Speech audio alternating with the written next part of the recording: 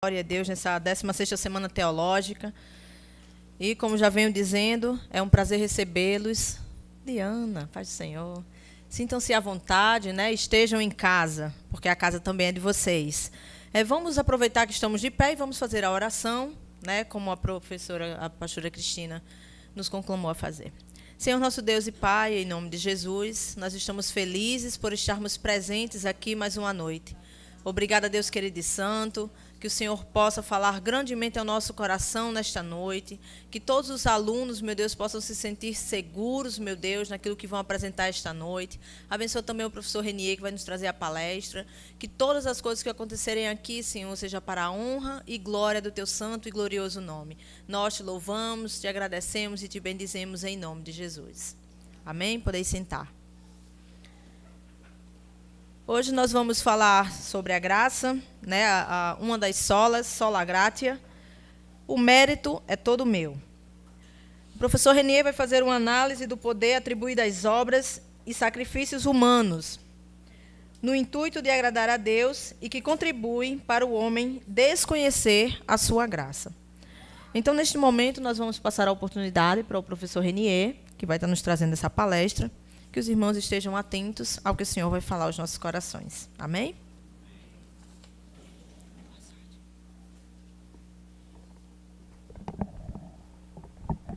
Boa noite a todos. Graça e a paz do Senhor seja com todos vocês. Grato a Deus porque o primeiro semestre foi uma grande batalha para trazer aquela palavra que não era uma palavra tão simples, porque eu considero até uma palavra dura sobre a situação do ministério pastoral hoje e o contraste com o que a Bíblia diz, né? Como a Bíblia apresenta o ministério pastoral. E agora, nessa data tão importante, faltando apenas um ano para comemorarmos 500 anos da Reforma Protestante. Meus irmãos, lembro, então, hoje de um evento, uma situação em que, em 2010, 33 mineiros no Chile ficaram soterrados por cerca de 700 metros de terra. Simplesmente não se acreditava que seria possível ter alguém vivo ali. Se descobriu que tinha alguém vivo. E os esforços que foram empreendidos para manter a vida daqueles que estavam ali cativos foi de uma monta assim incalculável. Lembrem-se que acho que todos nós vimos aqui, menos a minha filha que tem uns 3 anos, mas todos nós vimos e acompanhamos quase como um Big Brother para muita gente, né? Você fica vidrado, você fica torcendo ali, pedindo a Deus, Senhor, que eles escapem vivos, que eles voltem para suas famílias. Milagrosamente, eles escaparam, pode-se dizer que ilesos. Enquanto havia vida ali, como dizem, havia esperança. Lembram então que o resgate foi exatamente no mês de outubro de 2010. Quase 500 anos antes, não 33 mineiros, mas a Igreja de Cristo estava soterrada por muito mais que 700 metros de entulho. A igreja tinha sido soterrada em tradições, em interpretações particulares da Escritura, em práticas mundanas, pagãs, mas ainda existia vida ali. Ainda existia dentro da igreja oficializada a Igreja do Senhor. E como é inacreditável que, desde o início, Deus tem preservado pessoas fiéis a Ele. Estamos falando, então, de um resgate, uma verdadeira operação de resgate de Deus, para retirar aquilo que Ele não quer na sua igreja. Porque aquilo que a gente deve crer, e a igreja que nós devemos ser, e as pessoas que nós devemos ser, são muito claras. Basta você olhar a Escritura. A Bíblia é muito límpida para aqueles que estão com os olhos abertos.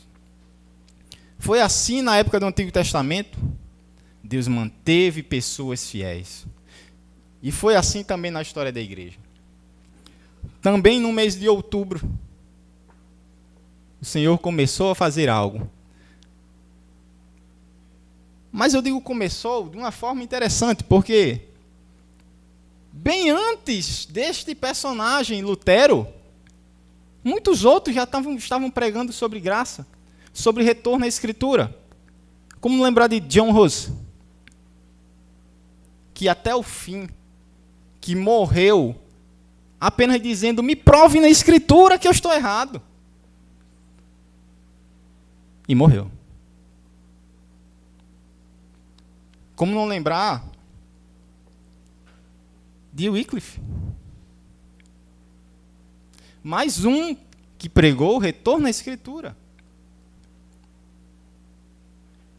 Lefebvre já estava há 5 anos pregando sobre só a graça de Deus salva. Mas sabe o que é interessante? Por que logo em Lutero? Por que não em Hus? Por que não em Wycliffe? Por que não com Lefebvre? Muitos outros estavam pregando. Logo a de Lutero, a voz de Lutero foi ouvida. Então nós colocamos aqui, e lembramos aqui, aquilo que Isaías descobriu, quando a gente leu o capítulo 6 do seu livro. O reino estava em caos, o rei tinha morrido, briga por poder, ameaças externas, confusão no reino e ninguém no trono. De repente, Deus aparece para Isaías como, meus irmãos? Qual é a visão, qual é a imagem que Isaías vê lá no capítulo 6? Deus está sentado no verdadeiro trono. A igreja dele não vai se acabar nunca.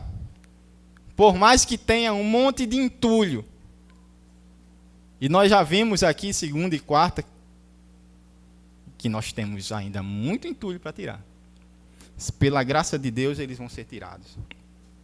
Sabe que essa época em que Lutero apareceu foi uma época simplesmente inacreditável. Porque quando eu lembrava dessa situação de 2010 e de outros casos, terremotos que tinham havido e de outras questões que a gente, muitos de nós assiste na retrospectiva, né? Retrospectiva 2010, e eu voltei então em 2010 para ver vários fatos que tinham acontecido naquela época, e a época de Lutero também foi muito recheada de coisas que mudaram o mundo. Lembro de Gutenberg, ainda no século XV, inventando os tipos móveis daquilo que vinha a ser imprensa. Pouco antes da Bíblia começar a ser distribuída por aí. Das pessoas voltarem a ter. Mas como Deus é soberano. Como Deus prepara as coisas. Lembro Cristóvão Colombo descobrindo, se essa palavra é certa, a América. De Vasco da Gama encontrando o caminho para as Índias. E o mundo se modificou de uma forma inacreditável por causa dessas descobertas. Pedro Álvares Cabral, 1500, chegou aqui na nossa terra. Copérnico, conseguindo demonstrar que a Terra era redonda. Quantas revoluções não aconteceram? Mas nenhuma comparável à obra que Deus fez pelo redescobrir das Escrituras e da graça. Irmãos, e quando eu falo de entulho, eu estou falando de muito entulho. Devemos lembrar que a Igreja Católica, a Igreja Romana, nunca disse que a salvação não é por graça. Eles afirmam, sempre afirmaram, a salvação é por graça. E é por isso que nós estamos falando aqui em só a graça. Porque a doutrina que era colocada não era que o ser humano consegue por suas próprias obras somente. Mas é a graça de Deus que salva. Mas ela não salva sozinha. Ela precisa de uma cooperação do ser humano. O ser humano precisa, de alguma forma, merecer a graça. E é isso que é tão absurdo, porque você olha para Paulo dizendo muito tempo antes, e dizia, se a graça não é mais por graça, não é mais gratuitamente, já não é mais graça.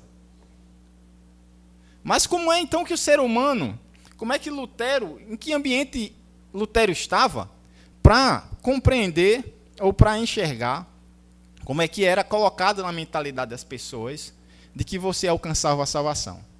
Você precisa receber a graça de Deus, mas para receber a graça de Deus, você precisa fazer algumas coisas. Então tem alguns elementos, algumas práticas que você pode fazer, e você deve fazer, para poder alcançar o perdão de Deus.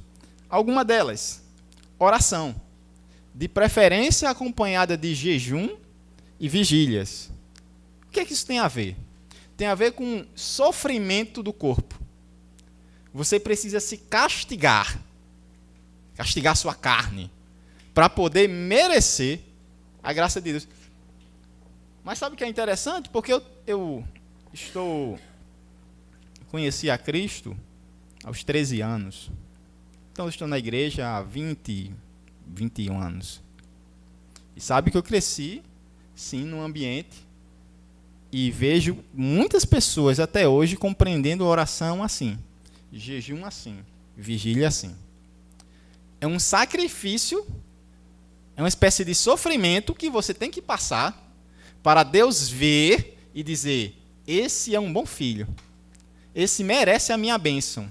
Então a gente usa a oração, a gente usa jejum, a gente usa a vigília para merecer a bênção de Deus. Quando não tem nenhuma relação com isso. Como foi que Jesus nos ensinou que a gente ora? Qual é a primeira frase? Pai nosso. Ele não disse provedor nosso em primeiro lugar. Ele disse Pai nosso. Porque o que é oração? Senão uma manifestação e um exercício da comunhão que você tem com seu Pai. Jesus disse até, não fique se mostrando na rua, entre num quarto, no seu quarto, e vá falar com seu Pai. Se é de madrugada, se é de meio-dia, se é de 2 da tarde. O melhor momento, o momento mais tranquilo que você tiver para se concentrar, este é o momento para você ter comunhão com seu Pai. Não é instrumento para merecer nada de Deus. Nem o jejum, nem a oração, nem nada disso nos faz merecer alguma coisa de Deus. Então é um ensino que está há séculos. Mesmo que não se ensine, parece que permanece no inconsciente da pessoa. A missa, também como um ato sacrificial, compreende-se a missa como uma espécie de sacrifício pelos pecados, a missa também era vista como um ato em que você, participando, você tem os seus pecados perdoados, você ganha esse mérito com Deus, e sempre acompanhado da participação na Eucaristia, na ceia do Senhor. Então, quando você participa da missa, quando você participa da ceia, o que acontece? Esses elementos, o termo que se usa é infundem graça, ele derrama a graça sobre você. Se você não participa dessas coisas, a graça não chega em você. Então, além disso, é uma graça que é mediada. Ela não vem de Deus para você, ela vem de Deus para a igreja, para você. Se você não participar, a graça de Deus não lhe alcança.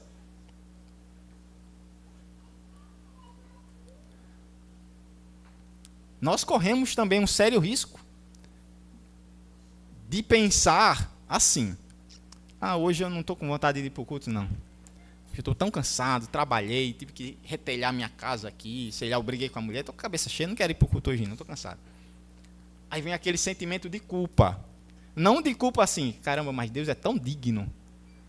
E eu deveria estar com meus irmãos para, juntamente com eles, adorar o Senhor. Não, fica pensando assim.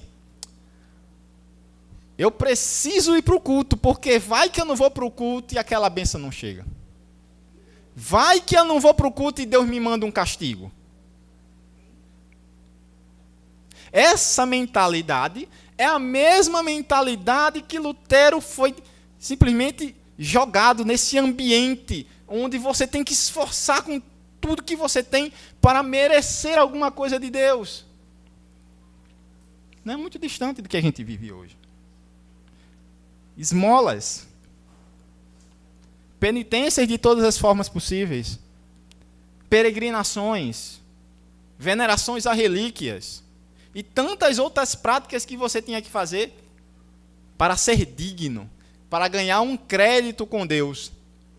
Eu acho que, se não me engano, essa expressão foi usada aqui na quarta-feira. Se tem algum mérito contigo, eu já ouvi pelo menos 2 pessoas que repetiam, não sei se repetem isso direto. Assim, está difícil, porque que mérito? Aliás, o que é que a gente pode dar a Deus que Deus precise? Lembra de Davi? Você lembra de Davi? Que deu aquele monte de riqueza para a construção do templo. Ele olha para o céu, eu acho que imediatamente baixa a cabeça e olha para o chão e diz: o que é que eu posso ter, Senhor, para te dar se tudo já é teu? Deus não precisa da sua oração. Você precisa orar. Deus não precisa da sua oferta. Você deve ofertar. Você precisa ofertar. Mas Deus não precisa de nada que a gente tenha a oferecer a Ele. Até porque uma coisa é muito clara. Pegue o seu melhor dia. Imagine, não sei se é hoje, não sei se foi ontem, um ano atrás. Imagine qual foi o dia que você se sentiu mais perto de Deus. Mais santo, mais justo. Pegue esse seu melhor dia.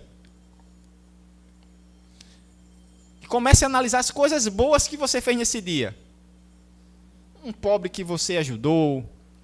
Uma velhinha que estava lá, uma senhora, e você ajudou a atravessar a rua. Os belos hinos que saíram do seu coração efervescente. As tantas horas naquele dia que você passou na presença de Deus e chorou e sentiu.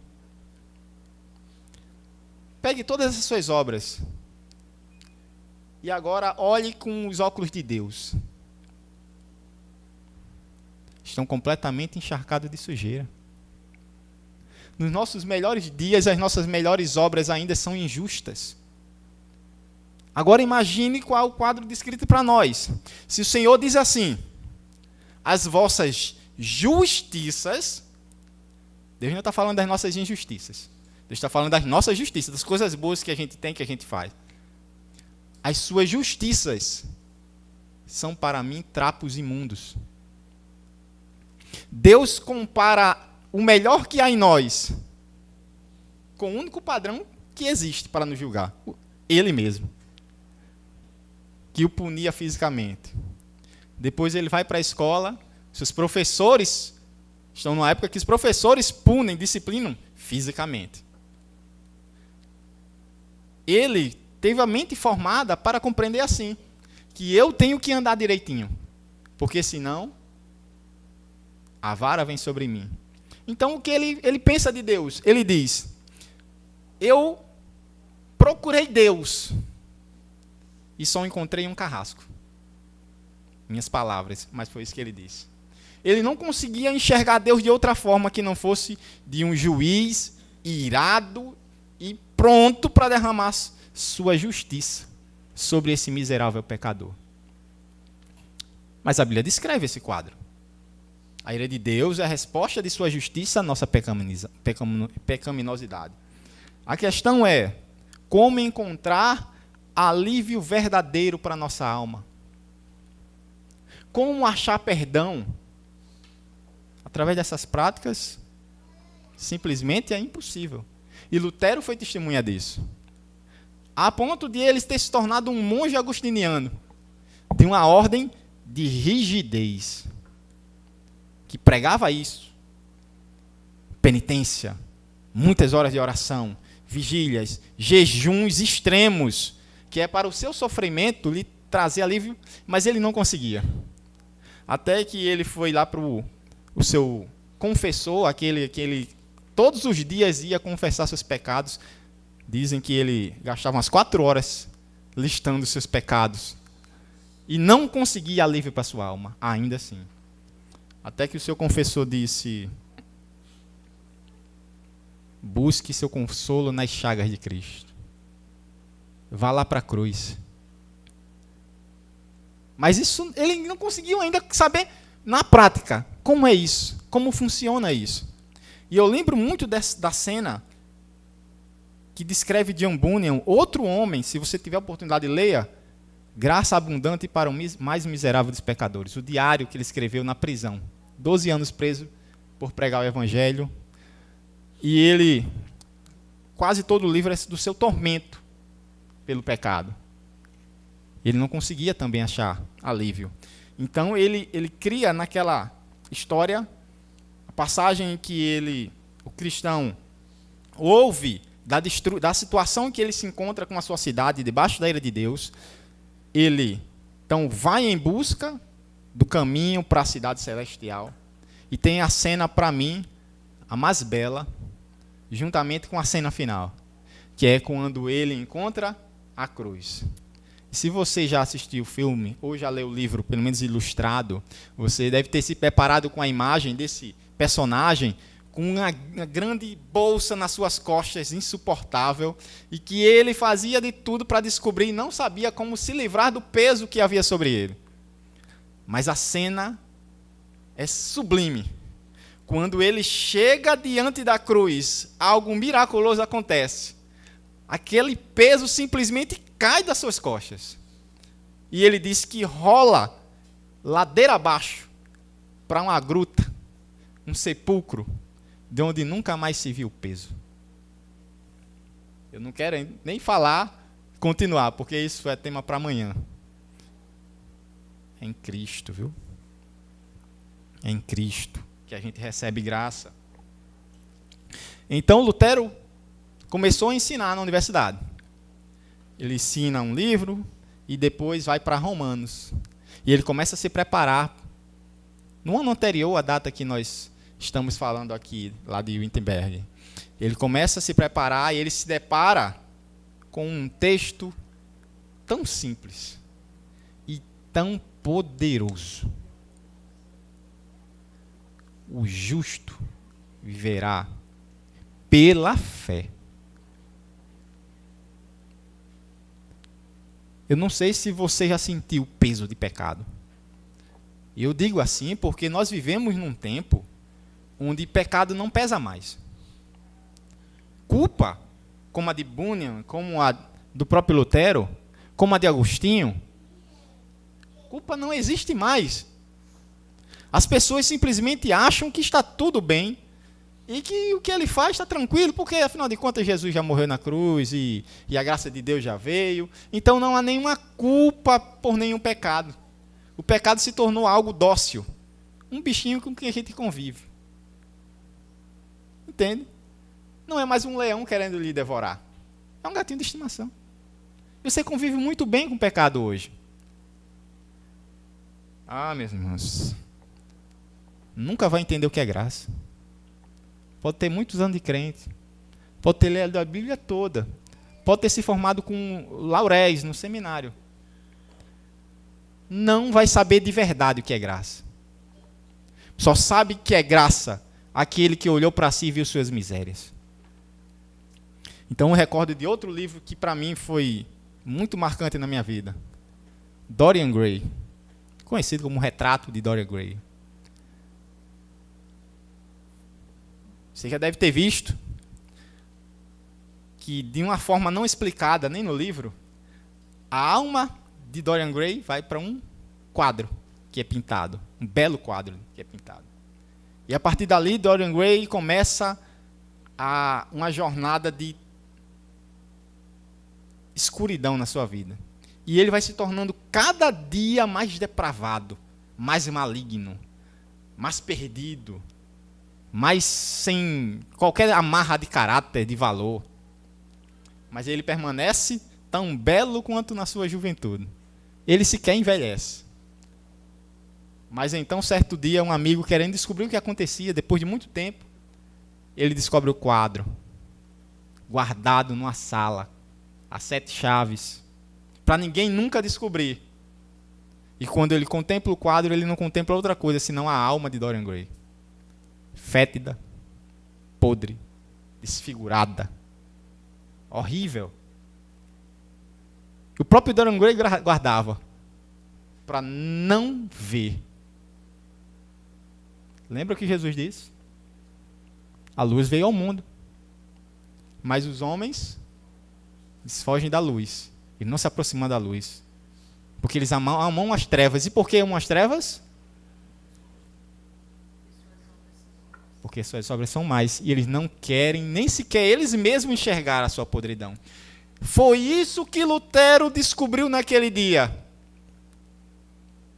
A solução para isso. Lutero não tinha problema de culpa, ou melhor dizendo, de sentir, não tinha problema em não sentir culpa. Ele sentia muita culpa, mas ele não sabia como escapar da culpa, como ter a sua culpa perdoada.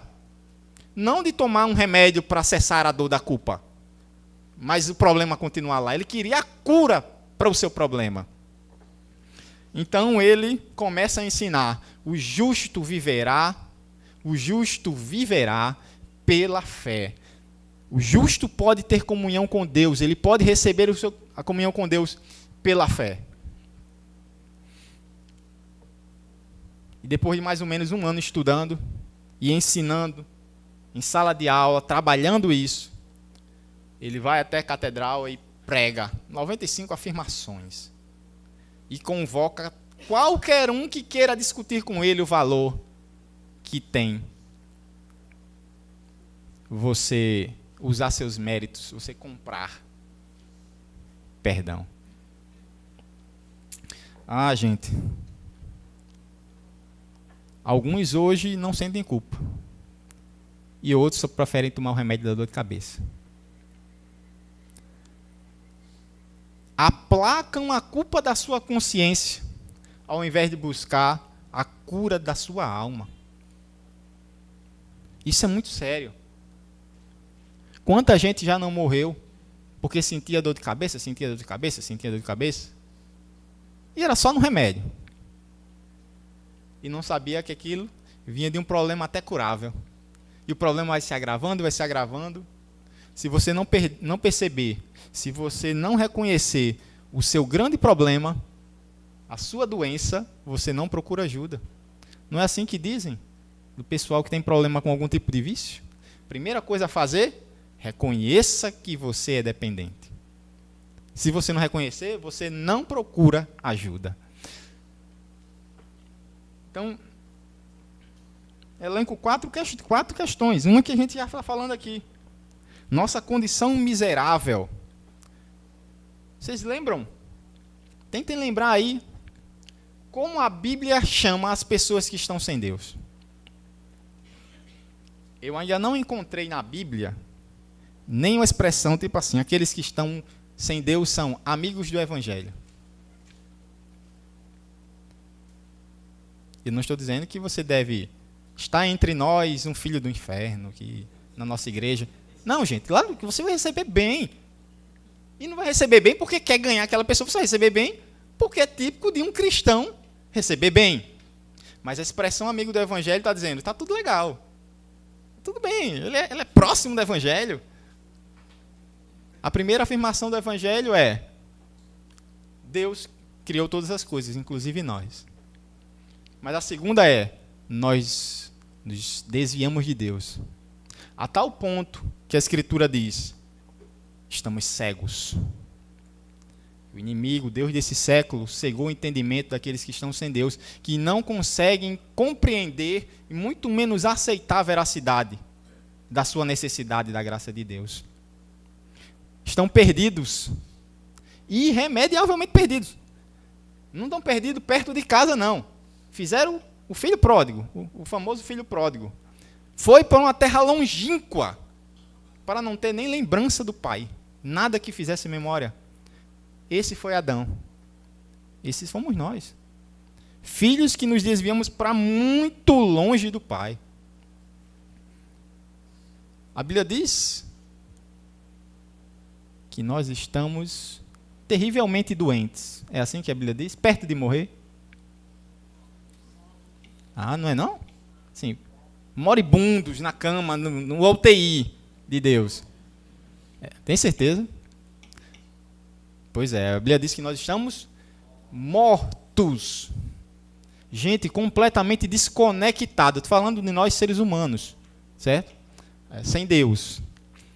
Completamente desconectados do autor da vida. Fomos galhos que nós olhamos para a árvore e dizemos assim, não quero mais estar nessa árvore. E a gente pulou fora. E o que acontece com um galho quando você diz, tira da fonte de vida, da seiva?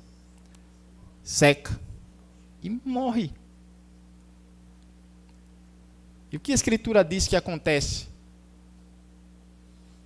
com um galho seco, com o que não presta? Lançado no fogo. E quando eu digo isso, eu não estou jogando praga em quem não é crente, ou coisa assim. Não, estou dizendo que qualquer um sem Cristo, qualquer um debaixo, que não esteja debaixo do guarda-chuva da graça de Deus, está irremediavelmente morto. E eu digo e usei a expressão irremediavelmente 2 vezes. Porque eu chego no segundo ponto.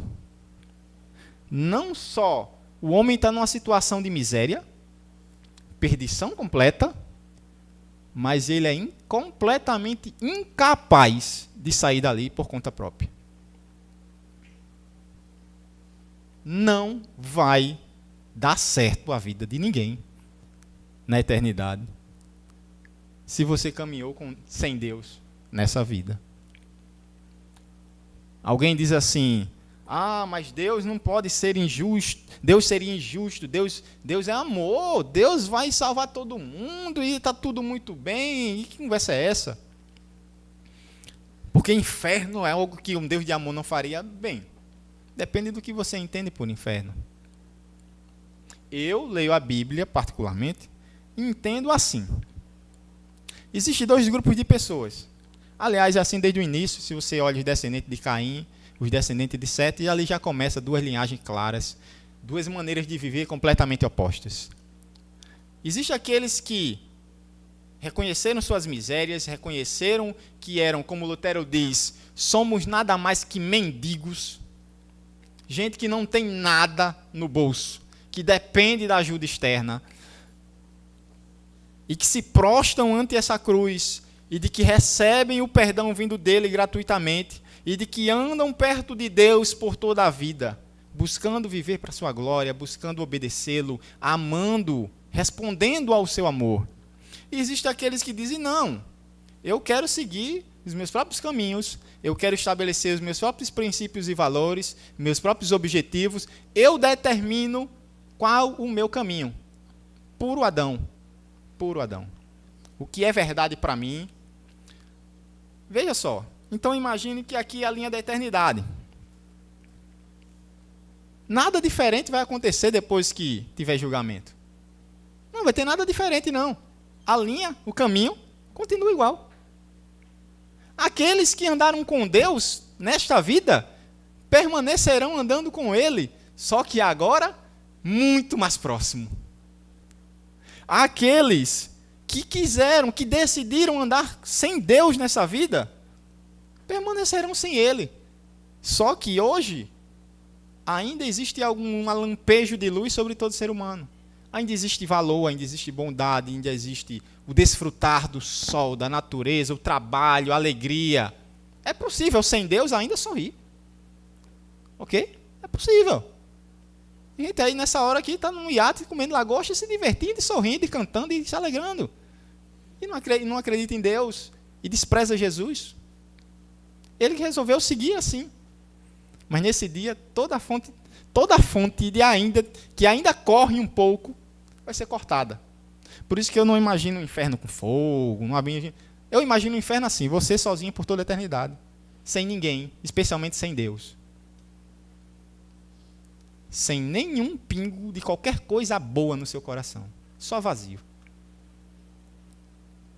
Um existencialista diz que o inferno é todo mundo, é 4 pessoas que não se entendem brigando por toda a eternidade.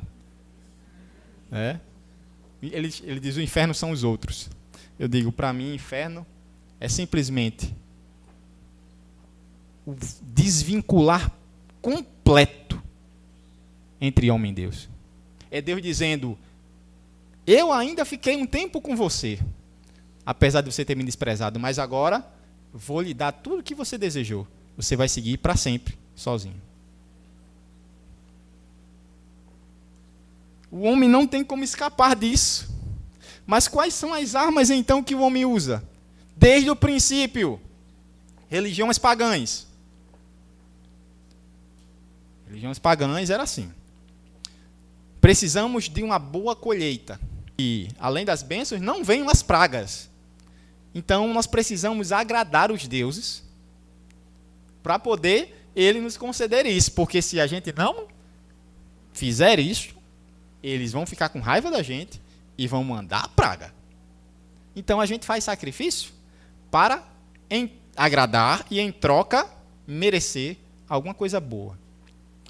Ora, o judaísmo também tinha isso. Lógico que não de uma forma pagã. Teologicamente, tem uma proximidade de longe, não é exatamente assim. Mas eles tinham essa compreensão de que o pecado precisava ser expiado, não mais simplesmente em relação à bênção, mas agora em relação à relação com Deus. E o animal, então, substituía o homem, ele morria, especialmente para lembrar esse homem que o pecado tem preço. No Antigo Testamento fala, e Paulo repete isso, que a recompensa, o salário, a consequência do pecado não é outra, senão morte. Então, nós temos ali um povo que entende essa ideia de punição. E eles não podem expiar seus próprios pecados.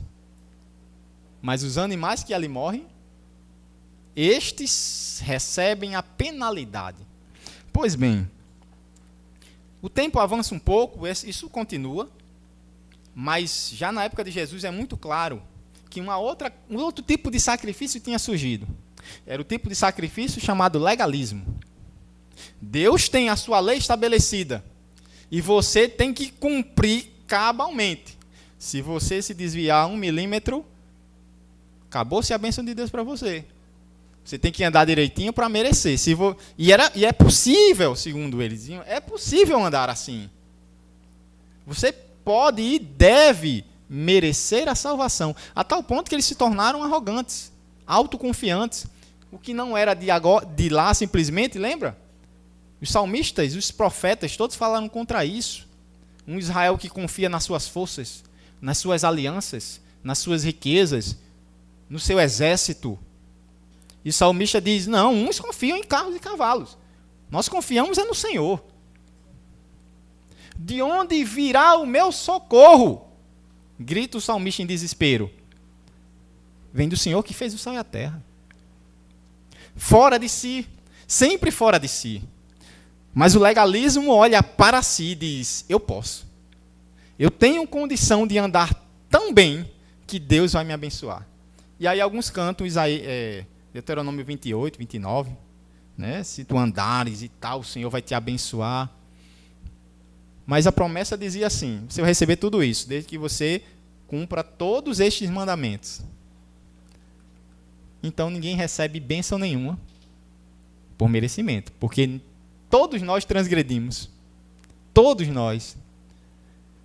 Então até as bênçãos prometidas por Ele não são alcançadas por nós. São dádivas graciosas. Por isso que o Agostinho, ele diz que não são os nossos méritos que nos coroam, mas somos coroados pelos dons de Deus.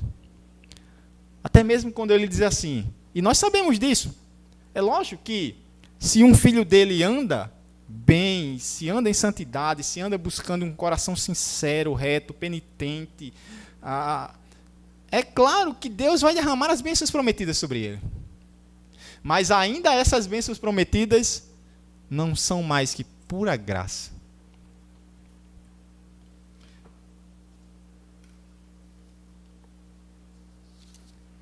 Pois bem, meus irmãos, estamos caminhando para o fim. É até que horas? Me desculpe, eu não olhei a hora que começamos. Pronto, tranquilo. Então, estamos chegando no fim, na nossa conclusão. Estava lembrando desse texto, esse texto me martela há muitos anos. O amor de Cristo nos constrange. Mais um texto tão simples, mas tão claro e poderoso. É o amor de Cristo que nos constrange. Quando a gente contempla a graça, eu lembro de um hino de Isaac Watts, de 1707, salvo engano. Até uma música que a gente está preparando para cantar. E esse é o primeiro refrão, esse é o primeiro estrofe, diz assim: ao contemplar a maravilhosa cruz, onde o Rei dos Reis morreu, todas as vastas riquezas se tornam vazias. E o meu orgulho cai ao chão. Tenho até um pouco de dificuldade, porque eu me emociono quando eu lembro dessas músicas. Isaac Watts, John Newton, e esses homens que marcaram a música de forma belíssima, poética e bíblica. O amor de Cristo nos constrange porque nós olhamos para nós e não vemos nada de bom. Nosso próprio. Não vemos justiça em nós. Nós vemos nosso amor ser manchado pela expectativa de retorno. E o que os divórcios, em boa parte, são? A frustração porque o outro não está me amando como deve. Então eu não quero mais lhe amar. Esse amor nos constrange porque ele nos ensina que a gente depende completamente dele. E se tem uma coisa difícil para o ser humano é abandonar o seu orgulho. A sua autossuficiência. Meus irmãos, a graça, o amor de Cristo, ele nos constrange porque ele faz nos olhar para o outro da mesma forma que Deus olha para nós. Por isso que os reformadores diziam que nós somos ao mesmo tempo santos e pecadores. Santos e pecadores. E quando a gente olha para aquele que não tem Cristo, não é com um olhar de condenação. O olhar que eu vi inúmeras vezes nos olhos de muitos cristãos. Muitos evangélicos. De se colocar como um santo de Deus e o outro como um perdido, como um desgraçado. E verdadeiramente é.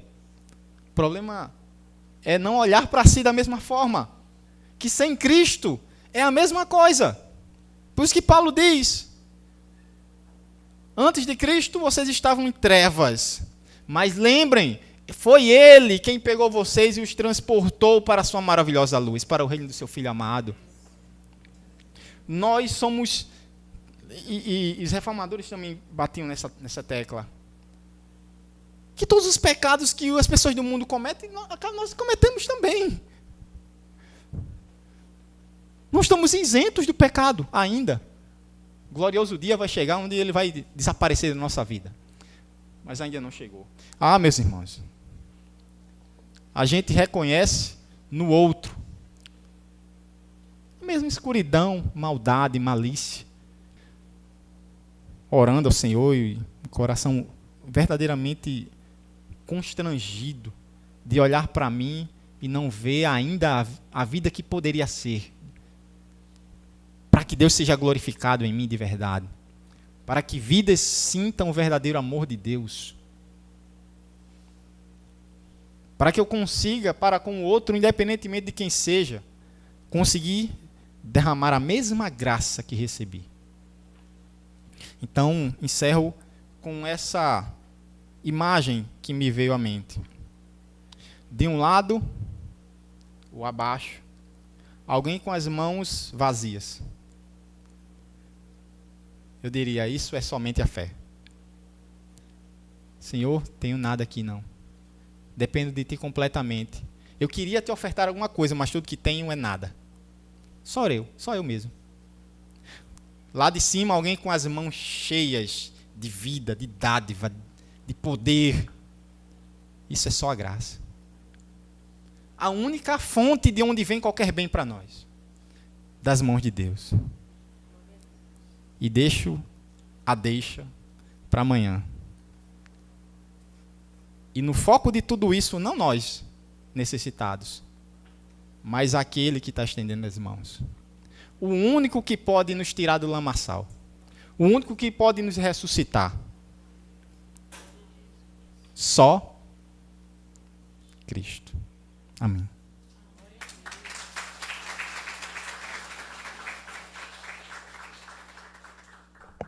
Louvado seja o nome do Senhor. Agradecemos a Deus pela vida do professor Renier, pedimos que ele fique aqui.